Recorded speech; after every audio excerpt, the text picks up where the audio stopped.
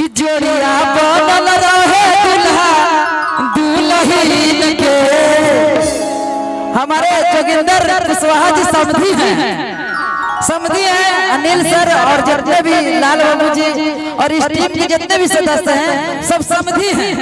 तो एक बार हो जाए ना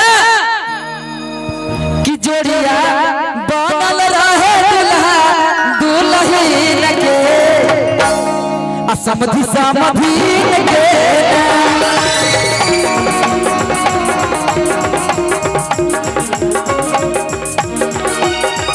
कि जोड़िया बनल रहे दुल्हा दुल्हन के, समधी समधीन के।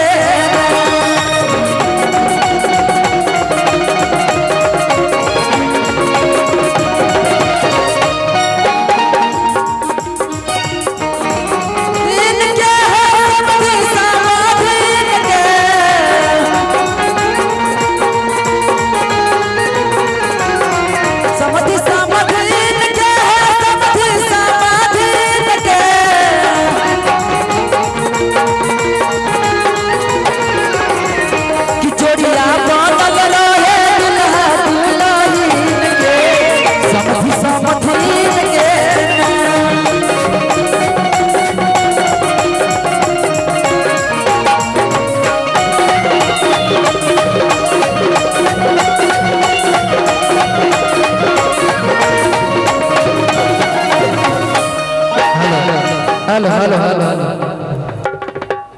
किया जो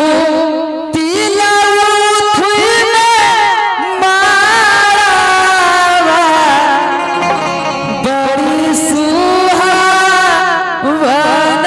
लागे कि हमारो बचपना बेटी के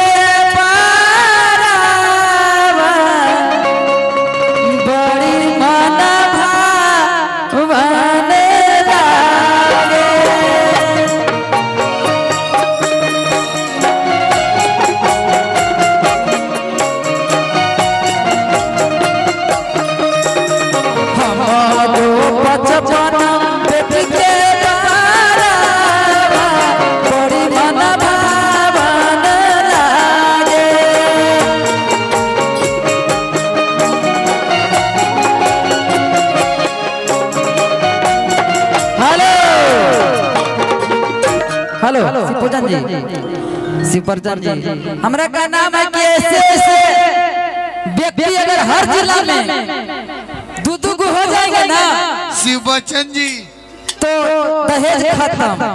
शिवपूजन जी, शिवपूजन जी हम कहते हैं। जोगिंदर कुशवाहा हम अपना म्यूजिशियन बोल रहे हैं, इनका नाम कौन भूलेगा जो इतना अच्छा काम कर रहे हैं।